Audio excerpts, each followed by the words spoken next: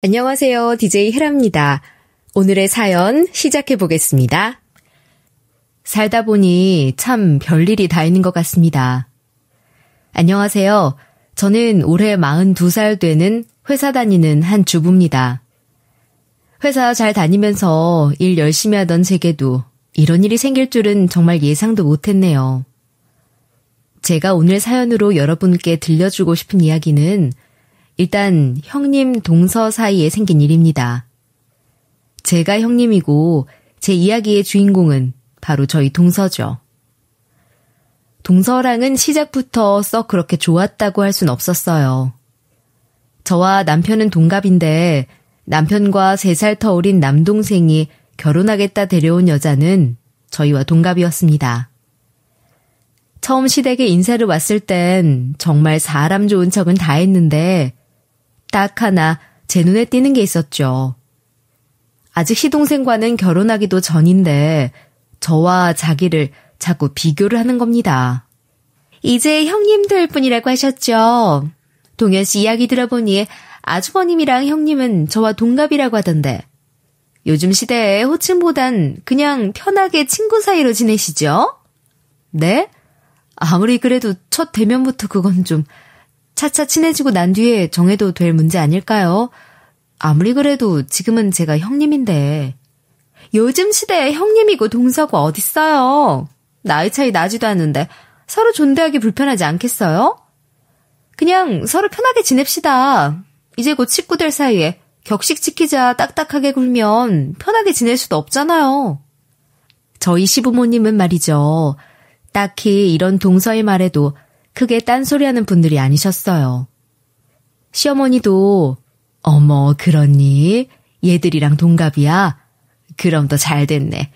요즘은 어디 나가서 친구 하나 만들기도 무서운데 서로 잘 지내면 좋겠다 하시며 되려 동서의 말에 찬성을 하셨던 분이죠. 시아버님은 조금 언짢은 표정을 하셨는데 그래도 별다른 말은 하지 않으셨습니다. 그러니 저도 살짝 기분은 좋지 않았지만 그런 동서를 애써 웃어 넘겼죠. 어차피 저도 그렇게 격식 따지는 성격도 아니었고요. 그런데 동서는 자꾸만 선을 넘나드는 거예요. 하루는 갑자기 전화가 와서는 이러지 뭐예요? 형님, 아버님 어머님 용돈 달에 30씩 드리고 있다면서? 그럼 형님보다 제 머리가 더 좋으니까 전 형님보다 딱 10만 원 더 보태서 40씩 챙겨드릴게. 형님은 집안 살림도 팍팍할 텐데 신경 쓰지 마시라고 제가 더 보태드리는 거니까 너무 고깝게 생각하지 말고. 그렇게 해 동서. 동서가 먼저 그렇게 해주면 나야 고맙지. 아마 시부모님들도 전부 좋아하실 거야. 잘 생각했어. 뜬금없는 말에 잠시 말문이 막혔지만 이내 정신을 차리고 그러라고 했습니다. 어안이 벙벙했지만 동서가 왜 이런 말을 하나 가만히 앉아서 생각을 해봤죠. 그런데 문득 얼마 전의 일이 떠오르더라고요. 동서가 이렇게 나오는 이유는 바로 다름 아닌 이전에 동서와 했던 대화 때문이었어요. 형님도 회사 다니고 있다면서? 직급은 뭐야? 연봉은? 형님도 알다시피 나 괜찮은 중견기업 다니잖아요. 요즘 한참 몸집 불리는 곳. 형님도 알지? 그런데 이번에 보너스도 빵빵하게 주고 나 직급도 올랐잖아. 어줍잖은 반말을 섞었으며 무례하게 연봉이랑 직급 뭐 이런 걸 묻더군요. 무슨 상견례하는 것도 아니고 제 호구조사하듯이 말이에요. 그것도 이날 시어머니와 함께 아울렛에 쇼핑을 갔던 날이었거든요. 그래서 저도 짜증이나 화는 못 내고 대충 답해줬습니다. 아, 그래. 거기 이제 프랜차이즈화 된다고 하는 곳 나도 알고 있지.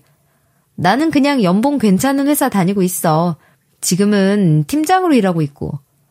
동서도 곧 알게 되겠지만 내가 메뉴 개발팀에서 일하고 있거든. 그래서 동서만큼은 잘 받는지 얘기해주긴 좀 그러네. 그런데 어디서 버튼이 눌렸는지 모르겠지만 비아냥거리며 이렇게 말하더라고요. 아, 메뉴 개발팀 팀장? 그렇구나. 그런데 형님 연봉은 왜 말을 못해? 설마 직급도 나보다 높은데 연봉 얼마 못 받는다고 부끄러워서 그래요? 그럼 말하지 마. 내가 형님 마음 다 이해할게. 아무렴 지금 낮은 사람이 자기보다 더 많이 받는다고 하면 좀 속이 그럴 수도 있지. 이날을 기점으로 동서는 저를 얕잡아 보기 시작하더라고요. 별로 신경 쓰기는 싫은데 저도 사람인지라 아무래도 남편과 이런 동서의 태도에 대해 이야기도 해봤습니다. 그런데 남편이 하는 말이 좀 의외였어요. 그래? 재수씨가 그랬다고? 그래서 용돈은 재수씨가 더 얹어서 준다고 했고? 그럼 뭐 신경 쓸 거 있어. 어차피 우리 돈 나가는 것도 아니고. 솔직히 당신이 연봉도 더 높고 좋은 회사 다니는데 신경 쓸 필요 있겠어. 아직 부모님도 우리 연봉 제대로 아는 것도 아니고 그냥 이렇게 지내. 그런가? 그래도 동서 좀 너무하지 않아? 아무리 그래도 내가 자기하고 결혼도 먼저 했으면 한참을 더 먼저 했는데 이 집에서 어머님 아버님 모시고 산 지 얼마나 됐는지 자기도 알잖아. 그런데 어떻게 시어머니 앞에서 나를 그렇게 깎아내리는지. 당신 마음 언짢은 거 나도 알지. 근데 자기도 알잖아. 우리 엄마 그런 일에 신경 쓰는 사람도 아니고 사람도 좋아서 그저 당신이랑 재수씨 했던 말은 해프닝으로 받아들였을걸? 그러니 이렇게 속으로 끙끙 앓지 말고 그냥 모르는 척해. 왜 사서 그렇게 스트레스를 받아? 나보다 능력도 좋은 사람이. 그렇습니다. 사실 제가 외국계 기업 쪽에서 메뉴 개발팀으로 일을 하고 있었거든요. 이름은 잘 알려지지 않은 회사긴 한데 제법 몸집이 큰 회사로 연봉도 지금 남편보다 더 많이 받으며 일하고 있었습니다. 그리고 가만히 생각해보니 남편 말이 틀린 게 하나 없더라고요. 그래서 남편 말대로 그냥 동서의 이런 횡포를 넓은 아량으로 넘어가주자 싶었죠. 그러던 어느 하루 시댁에 반찬을 갖다 주러 가다 동서 시부모님과 함께 점심을 같이 하게 됐어요. 그래도 저와 보냈던 시간이 더 길던 분들인지라 제 편을 들어주면서 좋은 말을 해주더라고요. 그네가 진짜 반찬 하나는 기똥차게 만들어 온다니까. 안 그래요, 여보? 아유, 그 덕에 우리가 이렇게 매일 맛있는 식사를 즐길 수 있잖아. 나는 처음에 메뉴 개발팀이니 뭐니 해서 막 이상한 것만 가지고 올 줄 알고 얼마나 마음 졸이고 있었는데. 그러게 말이야. 우리가 큰 며느리를 잘 봤지. 일도 잘해. 거기에 손맛도 좋아. 예전에 당신이 밥 차린다고 요리했을 때하고는 차원이 다르지. 당신 말처럼 나도 처음엔 당신 같을까 걱정했었으니까. 뭐라고? 당신 정말 그렇게 말하기 있어. 자꾸 그러면 나 이제부터 이 식사 준비도 안 하고 소파에서 빈둥빈둥 놀기만 할 줄 알아. 저희 시부모님은 말이죠. 말로는 이렇게 싸우시는 것 같지만 정말 부부 금슬이 좋으신 분들이랍니다. 그날도 여전히 시부모님이 티격태격하며 즐거운 식사 시간을 보내고 있었죠. 딱 한 사람, 동서가 있었다는 게 좀 그랬지만요. 어머, 아버님, 어머님이 왜요? 예전에 무슨 일이라도 있으셨어요? 그리고 형님 요리 솜씨라니. 말도 마라. 이 사람이 밖에서는 일을 잘해도 집안일엔 아주 젬병이었어. 애들도 자기 엄마가 만든 요린 입에 대기도 싫다고 그랬다니까. 그러다가 장남 녀석이 여기 큰애를 데려왔을 때는 정말 천사인 줄 알았다. 매번 이렇게 우리 반찬 다 챙겨주지. 가끔 청소도 도와주지. 세상에, 그럼 여기 있는 반찬들이 전부 형님이 만들어 오신 거란 말이에요? 게다가 저한테 말도 없이 청소도 돕고 그랬다고요? 그래. 너도 큰애 본받아서 가끔 반찬 좀 만들어 오고 해라. 이제 큰애도 우리한테서 좀 벗어나서 쉴 틈도 있고 그래야지. 너는 매번 가게에서 음식 포장이나 하고 요즘 세상이 어느 때인데 직접 해서 먹어야 식비도 좀 줄이고 그러지. 아니에요, 아버님. 저도 그냥 반찬 많이 한 김에 이렇게 나눠서 들고 오는 거죠. 저랑 그이랑 있으면 저도 게을러져서 배달 음식도 시켜 먹고 그래요. 그래도 장남 녀석이 예전에는 배달만 시켜 먹던 놈인데 지금 집에서 먹는 모습 보면 예전보다는 한참 건강해 보인다. 우리 장남이 마누라 하나는 정말 잘 봤다니까. 그래도 제가 어머님, 아버님 용돈도 많이 챙겨드리고 있잖아요. 형님처럼 음식 솜씨는 없지만 그래도 이 정도면 잘하고 있는 거 아니겠어요? 너도 참 가족 사이에 돈 이야기 오가는 게 얼마나 안 좋게 보이는지 아니? 밖에서는 그런 얘기 어디 가서 하지 마라. 우리 용돈이야 뭐 협박해서 내놓으란 것도 아니고 너희들끼리 여유되는 만큼만 줘도 우리는 괜찮아. 뭐 우리가 지금 노는 것도 아니고. 그래, 이 양반이 오랜만에 옳은 소리를 하네. 작은애 너도 우리 집에 시집을 왔으니 하는 말인데 큰애처럼 막 챙겨준다 애쓰지 않아도 된다. 어차피 우리도 노후 준비는 잘하고 있으니까. 요즘 시대가 어떤 때인데 자식들한테 내 노후 책임질 하겠어? 그러니 부담스러우면 용돈 좀 적게 받아도 돼. 제 칭찬을 늘어놓는 시부모님의 말에 동서는 기분이 많이 안 좋아 보이더군요. 앞서 말했지만 용돈도 자기가 더 많이 주고 있는데 시부모란 사람들이 돈은 받고 이렇게 자기 편 한 번 안 들어주나 생각했던 것 같아요. 그러면서 시부모님 두 분 다 돈에 욕심도 없는 분들이라 동서가 했던 일을 어필하려고 했던 말에 그러지 않아도 된다 말씀하시니 비교하면서 지고는 못 사는 동서 성격에 잘도 가만히 있나 싶었습니다. 그래서인지 이날 이후 동서는 자기 자랑 말고도 가끔 제게 전화를 하더군요. 이전과는 다르게 조금 친해지고 싶은 마음이 들었는지 음식 레시피 같은 걸 물어보곤 했죠. 게다가 나중에 알게 된 사실이 동서도 저와 똑같은 일을 하는 사람이었단 거예요. 물론 음식 종류의 차이는 있었지만요. 형님이 저랑 같은 일을 할 줄은 꿈에도 몰랐어. 기왕 이렇게 된 거 우리 친하게 지냅시다. 서로 아이디어도 공유하고. 지금까지는 왜 이런 얘기는 안 하고 있었는지 몰라?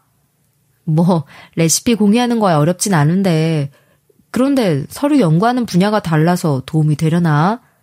자기는 우리나라 프랜차이즈 쪽이지만 난 아무래도 전 세계를 상대로 연구하다 보니까 그렇게 크게 도움이 될 것 같진 않은데.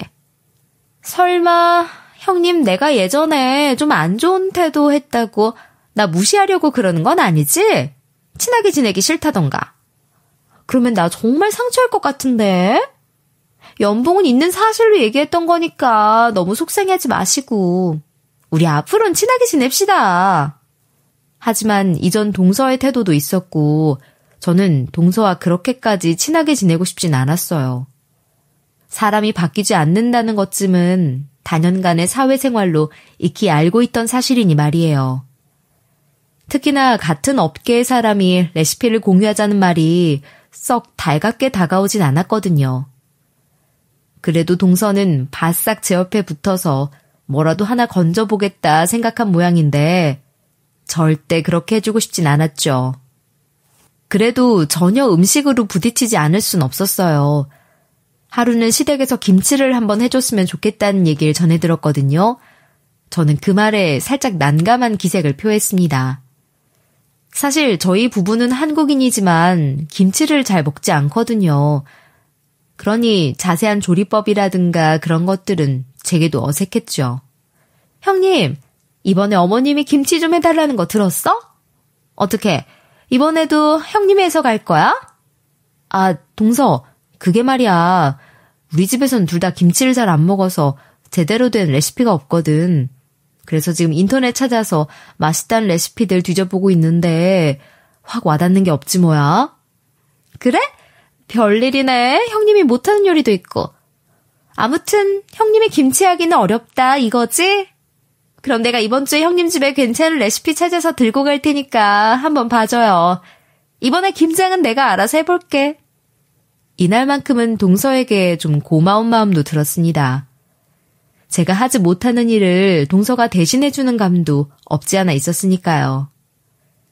그래서 감사한 마음에 저희 집에 찾아온 동서에게 간단히 저녁을 대접하고 가져온 레시피도 같이 찬찬히 훑어봤습니다. 동서가 가져온 레시피는 하자도 없고 크게 문제도 없었기에 그대로 김장하면 되겠다 동서를 돌려보냈죠. 다행히 시부모님도 이런 동서의 김치를 먹고 동서에 대한 신뢰가 조금 생겼는지 동서도 이제 시댁과 좀 가까워진 듯 하더군요. 그래서 좀 안심을 했죠. 이제는 본인이랑 저를 비교하면서 괴롭히는 일은 적어지겠구나 싶었어요.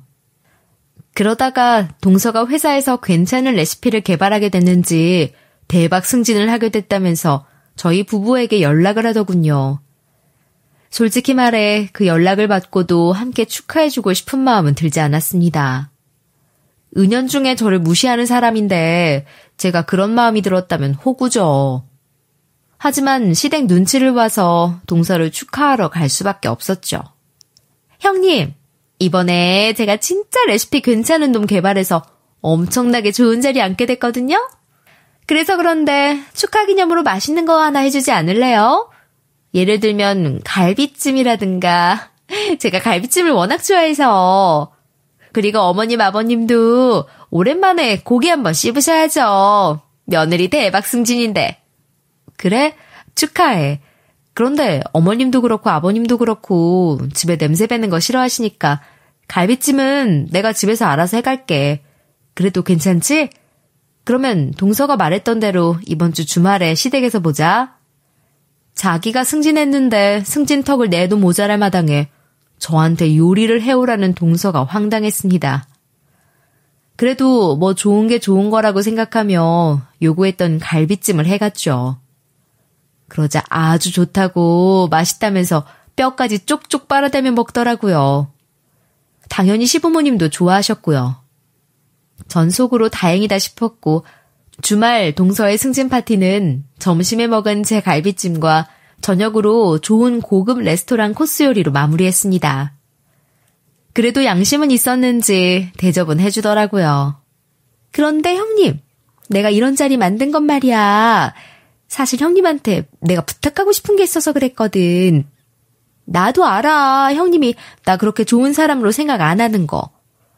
그런데 이번 한 번만 나 좀 도와주라. 동서, 그게 무슨 말이야? 부탁이라니. 설마 오늘같이 요리해오라 이런 부탁은 아니지? 에이, 형님이 식모도 아니고 내가 그런 부탁하겠어? 형님 손맛이 워낙 좋다니까 갈비찜 좀 해달라 한 거지. 지금 이렇게 저녁은 내가 대접하고 있잖아요. 그것보다 내가 부탁하고 싶은 일은 형님이 내 승진 파티에 좀 와줬으면 좋겠다는 거야. 형님도 알지만 이 바닥도 그렇게 넓은 바닥 아니라서 업계 사람들 대충 서로서로 아는 사이잖아. 형님 인맥도 넓힐 겸 해서. 아, 동서, 내 생각해주는 건 좋은데 난 딱히 인맥 넓힐 필요는 없는데. 그럼 같은 가족 일 때문에 왔다 생각하고 딱 한 번만 와줘요. 어? 그래도 제가 이렇게 부탁하잖아요. 일단 알겠어. 승진 파티 날짜 따로 나한테 연락 넣어놓으면 스케줄 조정해서 한번 가볼게. 동서도 이제 한 회사의 헤드 자리에 있는데 가족이라도 한 자리에 앉아서 축하해줘야지. 그런데 레스토랑을 빠져나오면서 저만 쏙 빼서 부르더니 자기 승진 파티에 제가 왔으면 너무 좋겠다는 거예요. 이게 무슨 속셈이지 싶다가도 예전부터 저와 친해지고 싶어서 안간힘을 쓰는 동서 모습도 봤겠다. 그 자리에서 흔쾌히 알겠다 했죠. 사실 동서는 말이죠. 팀장으로 일을 하다가 그 능력을 인정받았다고 회사에서 부사장 자리에 앉게 됐대요. 그래서 연봉도 쑥 올라가고 이제 자기가 개발한 메뉴로 성과금도 어마어마하게 챙길 수 있다며 엄청나게 좋아했거든요. 그러니 제가 그나마 동서의 부탁을 수락한 거지 아니었으면 얄짤 없었습니다. 그렇게 동서가 말한 날 부사장이 된 동서의 승진 파티에 가게 됐어요. 그래도 한 식구니까 제대로 갖추고 옷도 괜찮은 걸로 차려입고 갔죠. 그런데 말이에요. 이상하게 파티장이라는 곳에 사람 하나 없는 거예요. 가족이라고 좋은 자리 주려고 일부러 그랬나 싶어서 들어갔는데 동서라는 년이 제 앞에 앞치마를 툭 던지면서 이러더군요. 형님, 이렇게 늦게 오면 어떡해. 당장 이 앞치마 입고 그때 시댁에 가져왔던 그 갈비찜부터 하세요. 사람들 곧 있으면 들어오니까 빨리. 지금 이럴 시간 없다니까? 그게 무슨 말이야? 분명 저번엔 내가 이런 일 할 필요 없다고 하지 않았어? 그럼 그때 나한테 거짓말했던 거야? 우리 형님은 정말 순진하다니까. 내가 그날 말했죠? 그날 같은 일만 안 할 거라고. 여기 와서 직접 요리를 하라는 거지. 해오라 하진 않았잖아. 그게 그럼 다른 말이지. 뭐겠어? 안 그래요? 동서와 제 사이의 분위기에 파티장에서 일하고 있던 직원들이 전부 저와 동서를 쳐다보고 있더군요. 사람들이 의식이 됐는지 평소에는 안 쓰던 존댓말도 불쑥 튀어나오고 그러더군요. 아무튼 그런 직원들에게 동서는 무슨 구경 났어요? 곧 사람들 오니까 당장 가서 할 일들 하세요. 소리를 치더니 다시 제게 말했습니다. 그런데 지금 보니까 아주 차려입고 오셨네. 형님은 체면도 없어? 만년 팀장으로 있으면서 자기 가족, 그것도 손 아랫사람이 먼저 진급하는 자리에 멀쩡히 대접받을 생각을 하네. 거기에 같은 일 하는 사람이 배알도 없나 봐. 뭐? 지금 이게 뭐 하는 짓이야? 내가 무슨 동서 전용 요리사도 아니고 왜 이런 자리에 와서 요리를 해야 하는데? 그리고 내가 팀장인 거랑 형님 동서 관계가 왜 튀어나오는데? 동서 정말 사람 못 쓰겠구나. 못 쓰는 사람은 형님이죠. 벌써 결혼한 지 10년이 다 돼가는데 애는 없지. 나이는 40이 넘었지. 거기에 만년 팀장이지. 아주 능력 없다고 대놓고 광고하고 다니지 그래요. 그리고 그깟 요리 하나 잘한다고 어머님 아버님 사랑을 독차지해? 우습지도 않아. 대체 그게 지금 이 상황이랑 무슨 관계가 있는데? 그리고 사랑받고 싶으면 자기도 요리를 잘하고 보던가. 본인이 못나서 그런 걸 왜 내 탓을 해? 이러려고 남편이나 서방님 몰래 나한테만 여기 승진 파티 오라고 했니? 그걸 이제서야 눈치채네? 알겠으면 빨리 이거 앞치마 두르고 갈비찜이나 해서 나오시라고요. 시간 없으니까. 사람들 들어와서 음식 내놓으라 하면 형님이 뭐 없던 것도 만들어서 올 거야? 이런 동서의 태도에 안 되겠다 생각하고 순간 저는 기막힌 복수를 해줘야겠다 싶어서 제 앞에 떨어진 앞치마를 들고 주방으로 들어갔습니다. 참나, 뭐 능력으로 다 이길 것도 없으면서 아주 큰 소리는.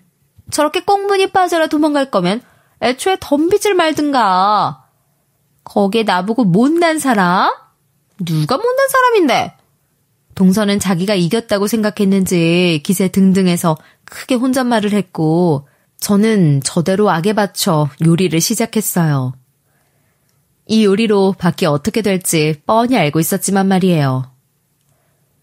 그런데 정말 갈비찜 담당은 저밖에 없는지 아무도 갈비찜에는 손을 안 대더라고요.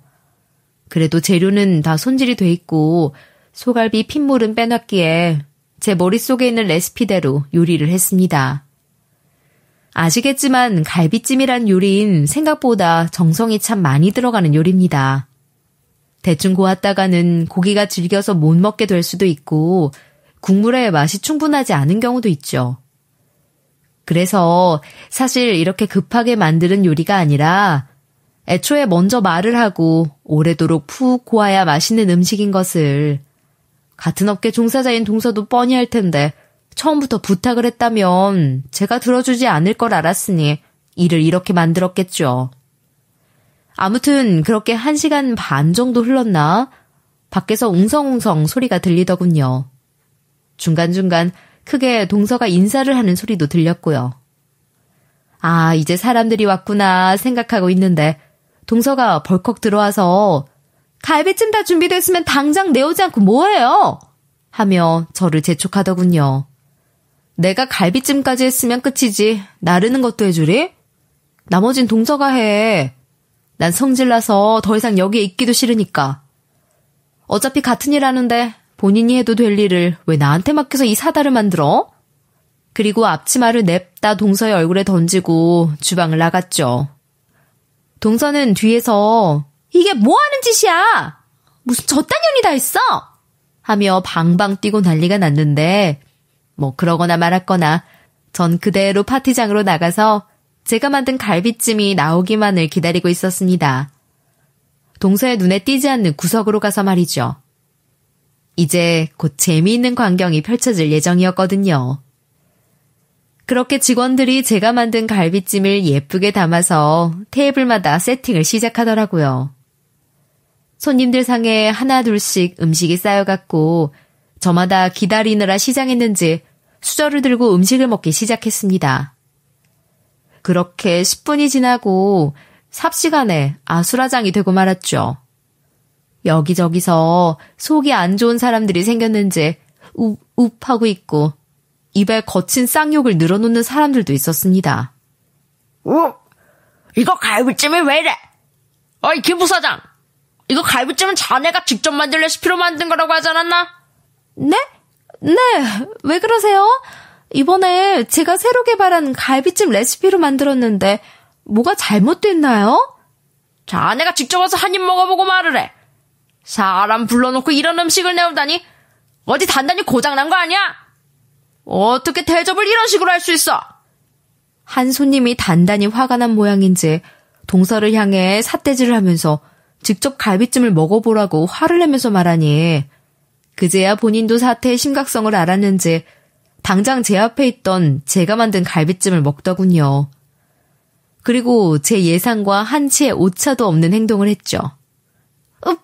아니 이거 왜 이래? 대체 이게 무슨 맛이야? 그리고 간은 왜 이렇게 짜? 형님! 아니 김 부사장이 만든 음식이라면서 왜 형님을 찾아? 설마 자네 지금 내 앞에서 거짓말한 건가? 이거 자네 레시피로 만든 음식 아니야. 자네 형님도 같은 업계 종사자라더니. 아닙니다 박 사장님. 제가 만든 레시피인데 형님이 오늘 음식 같이 해주신다고 잠시 들렀거든요. 아무튼 이게 뭐가 좀 잘못된 것 같네요. 제가 주방에 확인 한번 해볼 테니 잠시 갈비찜은 먹지 말고 기다려주세요. 그러면서 저를 찾더군요. 저는 그런 동서의 말을 가볍게 씹고선 파티장을 나갈 준비를 했죠. 물론 저는 제 요리를 한 입도 먹지 않았습니다. 알고 있었으니까요. 그렇게 파티장 내부는 순식간에 분위기가 어수선해졌고 찾아온 손님들은 저마다 한마디씩 하며 파티장을 나갔어요. 죄송합니다. 정말 죄송합니다. 오늘 요리에 뭔가 착오가 있었던 것 같아요. 정말 죄송합니다. 동서는 그런 사람들에게 허리를 90도까지 숙여 죄송하다 사과를 해야만 했죠. 그런 와중에도 제 전화기는 꺼질 줄을 몰랐습니다. 전화통에 불이라도 붙었는지 아주 뜨끈해질 때까지 동서가 제게 전화를 걸었죠. 집에 와서는 파티장에서 있었던 일을 남편에게 그대로 말했어요. 그러자 남편이 크게 놀라면서 말했죠. 당신이 직접 요리를 했다고? 대체 왜? 당신 요리라고는 진짜 똥손이잖아. 설마 재수씨 그것도 모르고 있었어? 와, 재수씨 진짜 어떡하냐.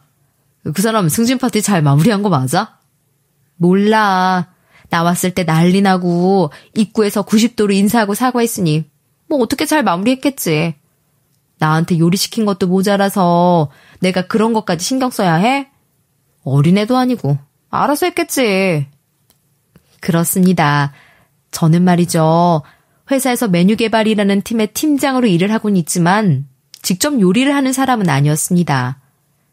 부끄럽지만 절대 음감처럼 저는 미각이 뛰어난 사람이었거든요. 그래서 머릿속으로 재료들을 이리저리 조합하면서 레시피를 만드는 게 제 일이었죠. 물론 처음부터 제가 요리를 하지 않은 건 아니었어요. 입사 초기엔 저도 요리하겠다 펜을 잡았는데 사람들이 제 요리를 먹고 나서는 절대 저는 펜을 잡지 말라 뜯어 말렸죠. 그래도 레시피 구성 하나는 또 기똥차게 만들어서 지금 이 자리까지 올라올 수 있었던 겁니다.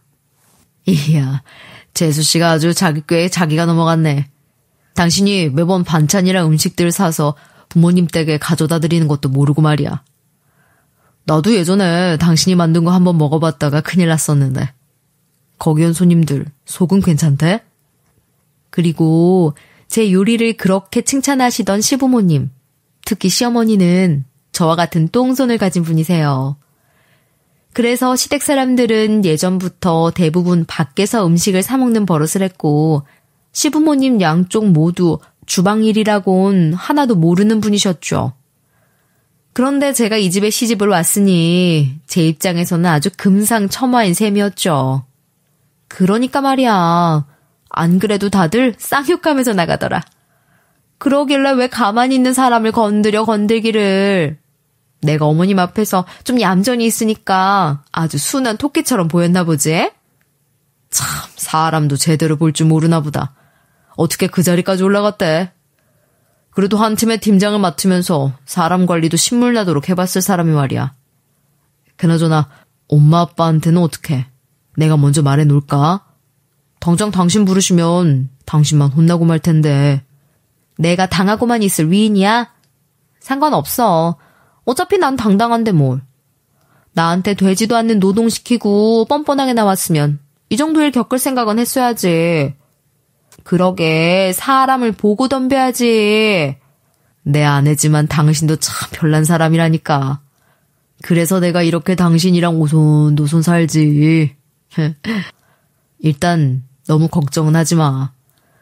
혹시라도 분위기 이상해지면 나도 바로 참전해서 당신 도와줄 테니까. 당신 남편인데 이 정도는 해도 괜찮지? 정말 자상한 남편이죠. 그래도 서로의 속사정을 다 알고 있던 영혼의 단짝이라 그런지 이후 생길 일에 대한 불안은 없더라고요.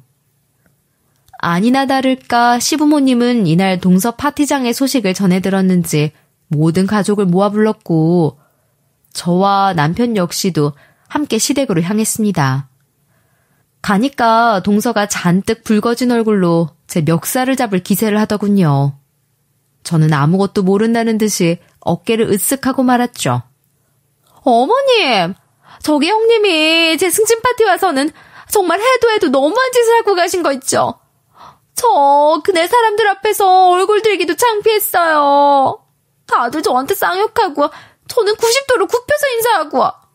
그네 네가 정말 작은 애 파티장에서 소란을 일으켰다는 게 사실이니? 그래서 제가 지금 회사에서 난리래. 그날 일 때문에 무슨 심할서까지 썼단다. 맞아요. 제가 그 심할서 쓰느라 지금 어떤 상태인지. 방금도 사장님 앞에서 정말 손이 발이 되도록 싹싹 빌었다니까요. 제가 한 일도 아닌데 심할서에 어떻게든 내용 채우느라 제가 얼마나 고생을 했겠어요. 우리 집안에서 이런 일이 생길 줄은 몰랐구나. 그네 너 제대로 설명해라. 어떻게 가족끼리 이런 일이 생길 수 있어? 너 설마 예전부터 얘가 너보다 잘난 척했다고 그런 건 아니지? 잘난 사람이 잘난 티를 내는데 그거 가지고 그러면 너 안 된다. 사람이 그러면 안 되는 거야. 동서가 처음 자기가 억울하다 말할 땐 그저 시어머니도 동서의 편을 들면서 심할서까지 쓴 불쌍한 며느리를 먼저 들어온 큰며느리가 핍박한다 생각했던 것 같더라고요. 동서가 제대로 속사정까지 말했을 리 없을 테니 당연한 결과였겠죠. 그런데 이번엔 저도 가면을 하나 벗고 들어갔죠. 그래서 시어머니의 그런 말에도 당당하게 말했습니다. 그래요? 전 동서가 제 앞에 앞치마 던지면서 갈비찜 당장 해오라 하길래 갈비찜 했을 뿐인데요. 안 그래 동서? 동서가 분명 나한테 우리끼리 먹었던 갈비찜 당장 이 앞에 대령하라고 윽박질렀잖아. 그러자 제 말에 바로 반응이 온 사람은 시아버지였어요. 처음에도 반말이나 하자던 동서를 좋게 보지 않았던 시아버지는 금세 이 상황에 누가 잘못했겠구나 판단하신 거였죠. 뭐? 너한테 앞치마를 던지고 바티오리를 너한테 직접 하라고 했다고? 작은애, 이건 또 무슨 말이냐? 당장 해명해! 아버님, 진정하셔도 돼요. 전 정말 아무것도 모르고 왜 그날 있잖아요. 따로 호텔에 맛있는 거 사주겠다고 동서랑 외식했던 날요. 그날 저 몰래 불러서 승진 파티만 와주면 된다고 했는데 그걸 믿은 제가 잘못이죠 뭐. 그러자 제가 이렇게까지 직접적으로 말할 줄은 몰랐다는 듯이 당황한 동서가 안절부절 못하며 변명을 하기 시작했죠. 평소에 저를 얼마나 만만하게 봤으면. 전 그저 같은 집안 사람끼리 부딪히고 싶지도 않았고 시부모님과 시동생을 보고 참았던 것을 아주 단단히 오해를 했더라고요. 제가 정말 순한 사람인 것처럼 말이죠. 어머님, 아버님, 그게 아니라요. 정말 그날 갈비찜이 너무 맛있어서 형님한테 갈비찜만 좀 해달라고 부탁한 건데. 어쨌든 그날 형님이 만든 갈비찜 먹고 배탈이 났다고 말하는 사람들도 있어서 제 입장이 너무 난처해졌단 말이에요. 분명 형님이 저한테 앙심 품고 이런 짓 한 게 틀림없어요. 본인 해보지도 못한 부사장직 제가 달았다고 말이에요. 재수씨, 제발 착각도 그쯤 해. 내 와이프가 재수씨보다 뭐가 모자라서 그런 짓을 하는데. 그리고 나하고 동현이한테는 말도 안 해놓고 우리 와이프 불러서 요리시킨 이유는 뭔데? 우리 앞에서 그 속셈 말이라도 해보든가. 남 탓은 제발 그만 좀 하고. 듣기 지겨우니까. 여보, 그만해요. 무슨 속셈이 있었겠어. 그저 같은 일 하니까 요리로 어머님, 아버님 환심 좀 사는 게 부러워서 그랬겠지. 안 그래, 동서? 동서도 매번 그 말 했잖아. 내가 음식 하나로 시부모님 사랑 독차지해서 부럽다고. 동서의 말을 듣던 남편은 제 편을 들어줬고 저는 옆에서 남편의 말을 거들었죠. 동서는 얼굴이 시뻘겋게 변해서 저한테 달려들려 했지만 그러지 못했습니다. 남편의 말에 시댁 식구들의 시선이 동서에게 몰리고 말았거든요. 그러자 동서는 당황하면서 말했죠. 제가 무슨 속셈이 있다고 그래요? 그냥 형님도 같은 직종에 종사하는 사람이겠다. 요리도 잘하시겠다. 조언받으려고 부른 거지. 그리고 형님이 저보다 잘났으면 왜 그간 저한테 말도 안 하고 있었는데요? 제발 없는 얘기 지어내지 좀 마세요. 끝까지 발뺌하는 동서의 말에 저도 화가 나서 한마디 했죠. 이대로 가만히 있으면 나만 호구될 수도 있겠다 생각했거든요. 그리고 예전부터 동서에게 무시당했으니 이제 갚아줄 때도 되었다 싶었고요. 미안한데 동서, 나 동서보다 연봉도 높고 잘 나가는 사람이야. 그리고 임원직은 내가 안 하겠다고 뻥 차버린 거고. 동서가 이번에 느꼈다시피 내가 똥손이라서 직접 요리를 할 순 없는 사람이거든. 잘못되면 나 하나로 끝나는 게 아니니까 그냥 팀장직에서 만족하고 있던 건데 처음부터 아주 자격지심에 자기 혼자 폭발하더니 왜 이제 와서 내 탓을 하고 그래? 그제야 동서는 입을 꾹 다물고는 눈물을 뚝뚝 흘리기 시작했고 혼잣말로 제 탓, 남 탓 아주 오지게 하더군요. 시부모님은 그런 동서를 보고 같은 나이인데 왜 이렇게 철이 없어? 대체 이런 애를 내가 뭘 믿고 며느리라고 들였는지 하면서 한숨을 쉬셨죠. 어머님도 아버님도 너무하세요. 형님은 애도 없고 저는 이 집안 대일 자식도 낳아줬는데 어떻게 이렇게 매번 섭섭하게 구시고 그깟 요리 좀 해달라 말한 게 그렇게 큰 죄예요? 제가 이런 대접을 받을 정도로 큰 죄냐고요. 그런데 동서의 반전은 이게 다가 아니었습니다. 아무튼 이때 사건으로 인해서 동서의 회사에서는 이때까지 했던 동서의 프로젝트를 하나하나 조사하기 시작했나 봐요. 그 처음에 동서의 음식을 먹었던 사람 있죠. 그 사람이 알고 봤더니 동서의 회사 사장이라고 하더군요. 처음에는 동서의 실적이 좋아서 좋게 봤는데 하필이면 제일 먼저 제가 만든 갈비찜을 먹은 희생자가 됐던 거죠. 거기에 동서가 횡설수설 자기 변명하기에 바빴으니. 아무튼 그래서 그 사장이라는 사람이 동서의 회사 일에 관심이 생기기 시작했는지 조사가 들어갔던 겁니다. 저라도 그랬을 것 같긴 합니다. 안 그래요? 요리 잘 만들던 사람이 그렇게 사람이 못 먹을 음식을 내놓았으니 말이에요. 저야 이미 팀원들이 다 알고 있는 과거라지만 동서는 다르잖아요. 근데 그랬더니 글쎄 동서가 밑에 직원들을 닥달해서 얻어낸 결과물을 동서의 이름으로 걸어낸 것들이 속속들이 발견됐던 겁니다. 참 겁대가리를 상실한 사람이죠. 어떻게 다른 사람의 결과물을 이렇게 훔칠 수 있는지. 거기에 동서 자리에 레시피북이 하나 발견됐는데 그 레시피북은 제가 예전에 한식 위주로 해서 개발했던 메뉴들의 구상을 적은 것이었습니다. 한번 동서가 저희 집 살림 구경하겠다 온 적이 있었는데 그때 가져간 모양이더라고요. 김치 만들자며 찾아왔을 때도 이상하게 저희 부부방을 기웃거리는 게 왜 저러나 싶었는데 또 다른 레시피북을 찾고 싶어서 그랬던 것도 같고요. 아무튼 그쪽 회사에서 레시피북에 적힌 사람 찾다 보니 저에게까지 연락이 닿은 거죠.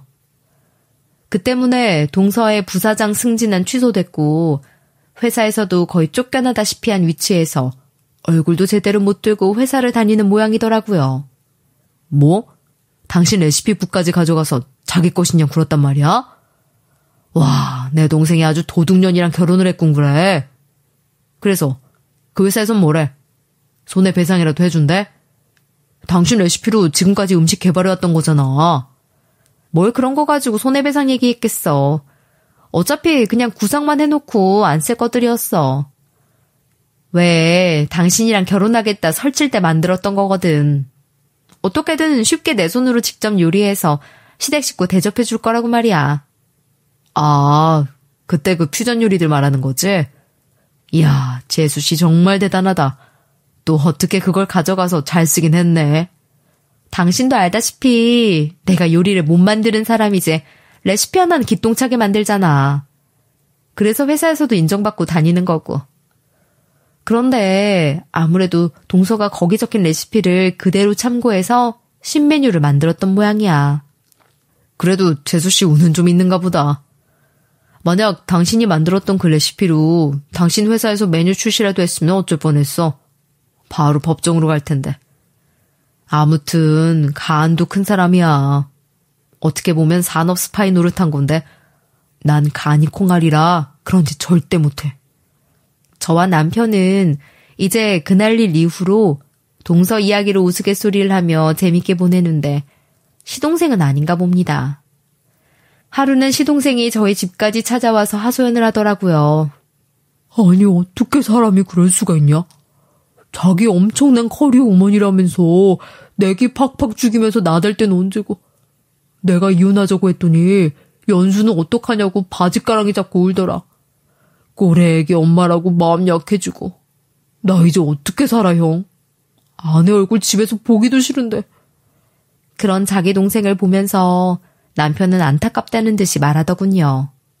그러게 네 아내라는 사람이 내 와이프한테 하는 짓을 봤을 때 당장이라도 헤어졌어야지. 내가 보기엔 그걸 보고도 감싸는 너도 잘못이 있어. 그리고 너는 우리 집 사정도 뻔히 알고 있었으면서 왜 이사다를 만들어? 아, 그땐 몰랐지. 그래도 내 아내라는 사람이 다른 사람하고 자기 비교하면서 자꾸만 우울하게 구는데 어떻게 그럼. 남편 된 사람으로서 좋은 말 해주고 옆은 지켜줘야 할 거 아니야.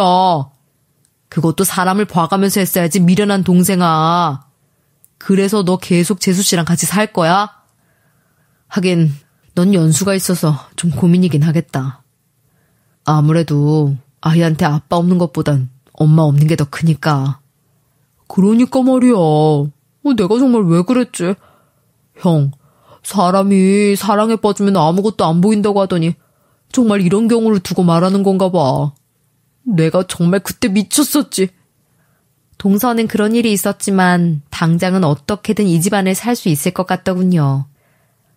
시동생은 이혼까지 생각하는 중이라곤 하는데 아이 생각해서는 어떻게든 엄마가 있으면 좋을 것 같다는 생각에 속으로 많이 갈등을 하고 있는 것 같았죠. 그리고 시댁에서의 분위기도 살짝 바뀌었습니다. 제가 밖에서 반찬 사왔다는 비밀은 들켰으니 시부모님은 제게 오히려 어떤 가게냐 알려달라 그러면서 이젠 맛집 탐방의 맛을 들이셨고요. 동서 얼굴만 보면 한숨이 절로 나온다며 대놓고 한숨을 쉬고 연수가 불쌍해서 저거 붙들고 있는 거지. 내 성격 같았으면 그냥 하며 동서의 기를 팍팍 죽이는 말을 입에 달고 사십니다. 배신감이 크셨다고 하더라고요. 네 형님한테 잘해라. 너 그거 산업 스파이니 뭐니까지 갈 뻔했다면서. 어쩜 저런 애가 우리 집에 들어와서는 연수 때문에 우리가 봐주는 건 줄 알아. 그러게 내가 처음부터 좀 그렇다고 했잖아. 딱 봐도 손윗 사람인데 아무리 나이가 같다고 해도 그렇지. 저 대면부터 반말하자고 하는 사람이 좋은 사람이겠어. 에휴, 내가 정말 뭔 죄를 지었는지. 어쨌든 너는 집 청소 좀 마무리해놔라. 우리가 연수 데리고 네 형님이랑 이 근처에 맛있다는 감자탕 먹고 올 테니까 또 이상한 생각하지 말고. 알겠니? 시부모님은 정말 실망을 많이 하신 것 같았어요. 그래도 회사에서 있었던 일 자세하게 말을 안 하려고 그랬는데 이미 시동생이 자기 부모님한테 이야기를 다 한 모양이더라고요. 아무래도 한 아이의 부모로서 자기 자식에게는 부끄러운 일이 없었으면 했으니 그랬던 모양이지만요. 게다가 동서는 이제 예전처럼 제게 반말을 하거나 그러진 않아요. 꼬박꼬박 형님, 이번에 제가 만든 레시피인데 한 번만 같이 봐주시면 안 될까요? 하면서 저자세로 나오는 게 일상이 됐죠. 반성을 했는지 안 했는지는 모르겠지만 기죽고 사는 동서의 모습에 괜히 조카가 잘못될까 싶어 걱정입니다. 누구나 사람이라면 다른 경쟁자와 비교해서 승리를 하고 싶은 욕심은 있을 거라 생각해요. 저도 지금 회사에서 이 자리까지 올라오기 위해 많은 경쟁을 하며 살았으니까요. 그래도 전 사람의 도리라는 것은 지킬 줄 알아야 한다고 생각합니다. 하물며 가족끼리 무슨 경주하는 것도 아니고 말이에요. 동서와의 일은 그저 우스운 경험 한 번 했다 생각하며 살고 있는데 글쎄요, 앞으로 미래엔 어떤 관계가 될지 저도 참 궁금해지네요. 저와 동서 사이에 있던 이야기는 이것으로 끝이 났고요. 제 이야기가 이 팍팍한 경쟁 사회를 사는 여러분에게 한 번에 웃음을 줄 수 있는 그런 경험이 됐길 바라며 글을 마무리 지어보겠습니다. 들어주셔서 너무나 감사합니다.